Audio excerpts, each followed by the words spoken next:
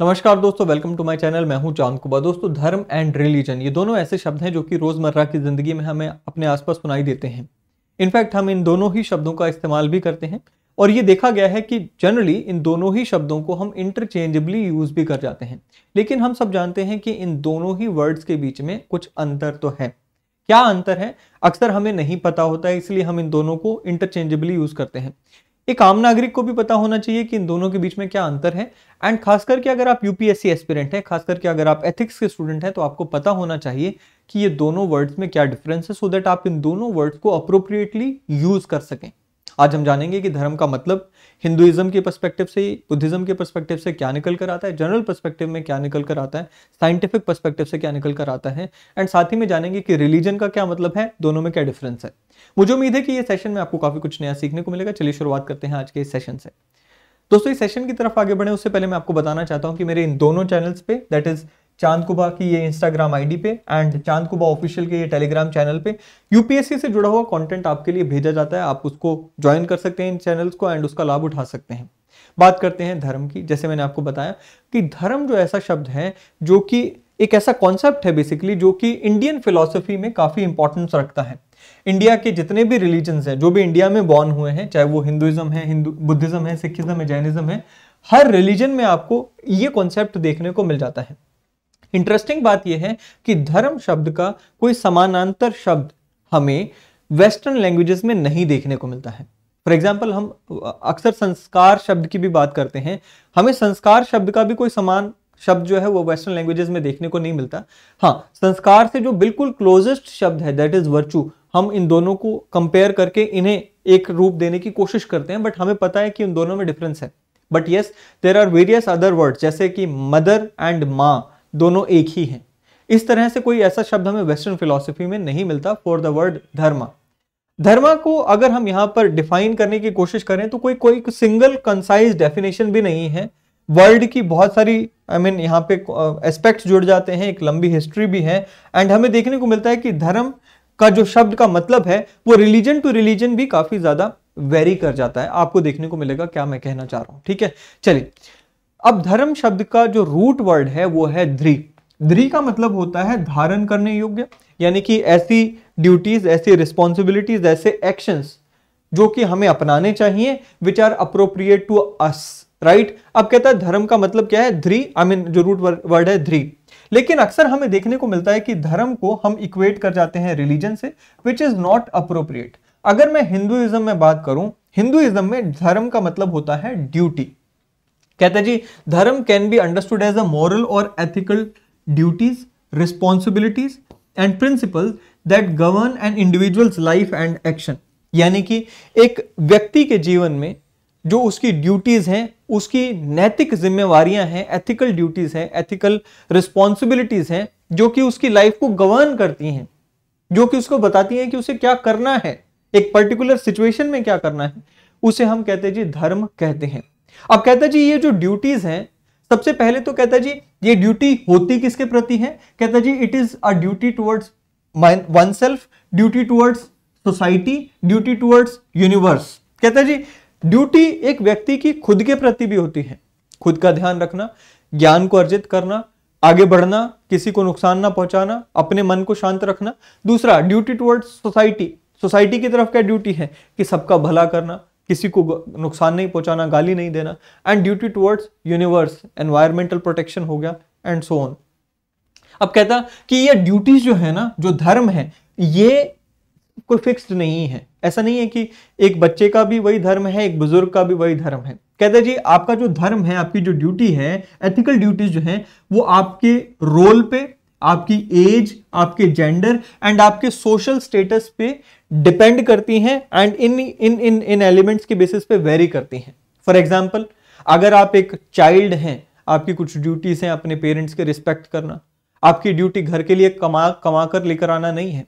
अगर आप एक फादर हैं, आपकी कुछ ड्यूटीज हैं, जैसे कि घर के लिए कमाई करना, बच्चों का पालन पोषण करना, बच्चों की सेहत का ध्यान रखना। मदर हैं, आपकी कुछ ड्यूटीज हैं, ग्रैंड पेरेंट्स की कुछ ड्यूटीज होती हैं। इसी तरह से कहता, अगर आप एक राजा हैं, आपकी कुछ ड्यूटीज हैं। अगर आप एक प्रजा का हिस्सा हैं, आपकी कुछ ड्यूटीज हैं। अगर आप एक साहूकार हैं, आपकी कुछ ड्यूटीज हैं। सो कहते हैं जी आपके जेंडर, रोल, आपके सोशल स्टेटस, इनके ऊपर डिपेंड करता है कि आपकी ड्यूटीज क्या क्या होंगी, राइट। अब कहता है जी duties are the guiding force, ये जो धर्म है this is a guiding force which encourages individual to live a virtuous and righteous life, fulfilling their obligation and responsibility.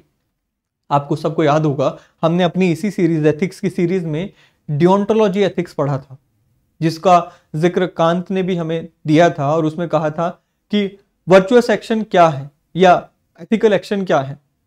कहता फुलफिलिंग योर ड्यूटी, आपका जो धर्म है, आपकी ड्यूटी है, उसे फुलफिल करना वो वर्चुअस होगा या वो एथिकल होगा। वही चीज यहां पे कही गई है कि भाई जब हम अपनी ड्यूटी को फुलफिल करते हैं, अपने धर्म का पालन करते हैं, अपने धर्म के अनुसार काम करते हैं, जैसे एक स्टूडेंट है उसका काम है पढ़ाई करना, एक राजा है उसका धर्म है अपनी प्रजा की रक्षा करना। कहते जब आप अपने धर्म के अनुसार कार्य करते हैं तो आप एथिकल एक्शन कर रहे हैं। अब देखिए भगवत गीता में भी हमें धर्म के ऊपर काफी श्लोक्स देखने को मिलते हैं, धर्म की काफी ज्यादा महिमा भगवत गीता में हमें देखने को मिलती है। चलिए कुछ श्लोक यहां पर देख लेते हैं। अब मैं आपसे पहले माफी चाहूंगा कि अगर यहां पर प्रोनाउंसिएशन में कुछ गलती हो तो मुझे माफ कीजिएगा। कहते हैं जी श्रेयान स्वधर्मो विगुण पर धर्मात् स्व अनुष्ठितात, राइट। सो ये जो वर्ड है क्या कहता है, कहते हैं जी स्वधर्मे निधनम श्रेय पर धर्मो भयावह। क्या कहता है जी, in particular words, in this particular shloka lord Krishna emphasizes the importance of performing one's own duties swadharma even if they are imperfectly executed. Lord Krishna का कहना था कि भाई देखिए हर व्यक्ति के कुछ रोल्स असाइंड हैं, हर व्यक्ति अगर उन रोल्स को ही निभाए तो ज्यादा बेहतर होगा, चाहे आप अपने रोल को इम्परफेक्टली कर लो, अगर आप अपना रोल निभा रहे हो it is way better than doing someone else's duty. देखिए क्या कहता है, कहता है जी it is far better to perform one's natural duties imperfectly than to perform another's duties perfectly. अब क्या कहता है, मान लीजिए आप एक टीचर हैं, टीचर का काम है पढ़ाना, आप पढ़ाओ, आपको वैसे तो ढंग से पढ़ाना चाहिए, लेकिन कई बार आपसे अगर पढ़ाने में कोई चूक हो भी जाए फिर भी आपका पढ़ाना धर्म है, आप पढ़ाओ। आप कहो जी मैं डॉक्टर का काम यानी कि पट्टी बांध सकता हूं, बहुत ढंग से बांध सकता हूं, कहता जी बेशक आप वो काम ढंग से कर सकते हो लेकिन वो आपकी ड्यूटी का हिस्सा नहीं है। आप अपनी ड्यूटी करो चाहे वो इम्परफेक्टली भी हो, बट दूसरे की परफेक्ट ड्यूटी करने से भी बेटर है कि आप अपनी ड्यूटी को निभाओ। कहता है जी destruction in the course of performing one's own duty is better than engaging in another's duty, for to follow another's path is dangerous. कहता है जी आप अपनी ड्यूटी से नुकसान भी करते हो तब भी वो बेहतर है किसी और की ड्यूटी को निभाने से, राइट। क्यों, क्योंकि सोसाइटी में हर एक का रोल निर्धारित है एंड सोसाइटी एक इस तरीके से बना हुआ सिस्टम है जहां पे अगर कोई व्यक्ति अपना ड्यूटी अपना रोल ना निभाए तो उसका असर हो सकता है कि इमीडिएटली ना दिखे लेकिन कुछ समय बाद दिखेगा एंड सब पे दिखेगा। फॉर एग्जाम्पल डॉक्टर्स अपनी ड्यूटी ना निभाएं एंड डॉक्टर कहें जी हम तो यूट्यूब पे चाहेंगे, हम तो अपना पढ़ाई करेंगे या हम अपना पढ़ाना शुरू करेंगे, हम तो पढ़ा बहुत अच्छा लेते हैं। भाई डॉक्टर बने हो तो डॉक्टर का काम करना पड़ेगा, क्योंकि अगर आप अपना काम नहीं करोगे हो सकता है कि आप टीचर का काम और भी अच्छा कर सकते हो, लेकिन आप अगर अपना काम नहीं करोगे तो फिर आपका काम कौन करेगा, क्योंकि आपका भी तो रोल जो सोसाइटी में है, आपका जो धर्म सोसाइटी में है वो अपने आप में एक इंपॉर्टेंट धर्म है। तो ये यहां पर लॉर्ड कृष्णा ने कहा। दूसरा क्या है, कहते जी यदा यदा ही धर्मस्य ग्लानिर्भवति भारत अभ्युत्थानाम धर्मस्य तदात्मानम सृजाम्यहम्। क्या कहता है, whenever there is decline in righteousness and an increase in unrighteousness, O Arjun, at that time I manifest myself on earth। So Lord Krishna ने तो ये तक कह दिया कि भाई जब धर्म की हानि होगी, अधर्म का यहाँ पे उत्थान होगा, अर्जुन मैं इनकारनेट करता हूं, अपने आप को अलग अवतार में लेकर यहाँ पे धरती पे आता हूं। पवित्रणाय साधूनाम विनाशाय च दुष्कृताम धर्म संस्थापनार्थाय संभवामि युगे युगे। सेम चीज यहां पे भी दोहराई कि to protect the righteous, to annihilate the wicked और अनराइचुअस और to re-establish the principles of dharma I appear on this earth age after age. So ये चीज यहां पे दोबारा लॉर्ड कृष्णा ने दोहराई। अब धर्म का ही एक सिमिलर वर्ड धम्मा हमें बुद्धिज्म में देखने को मिलता है। बुद्धिज्म में जो शब्द का इस्तेमाल किया गया है, अगेन हमें देखने को मिलता है कि बुद्धिज्म में भी धम्मा वर्ड जो है इसके मल्टीपल एस्पेक्ट्स हमें देखने को मिलते हैं। सो 2-3 इंटरकनेक्टेड मीनिंग्स हमें देखने को मिलते हैं। सबसे पहला जो वर्ड धम्मा का मीनिंग हमें देखने को मिलता है, that is to refer to the natural laws. Now there are some natural laws which govern the universe, like there is the natural law that whoever is born he और she will has to die. There is this law of karma, जो जैसा करेगा वो वैसा भरेगा। Now these are some natural laws.